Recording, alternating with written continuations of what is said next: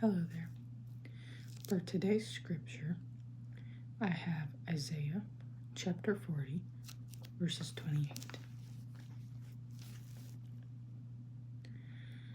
Have you never heard? Have you never understood?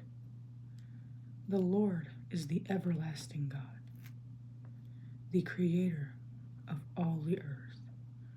He never grows weary or weak. No one can measure the depth of his understanding.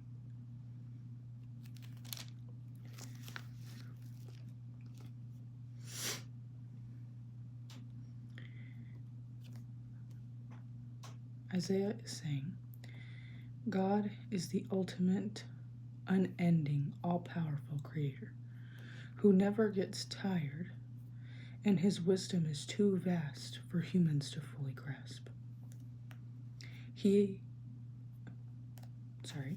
Encouraging people to trust him instead of worldly things or idols for strength.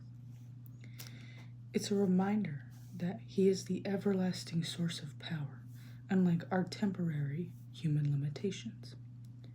So we should look to him when feeling weak or weary. Hope that helped you. And thank you for listening. Hope you had a great day.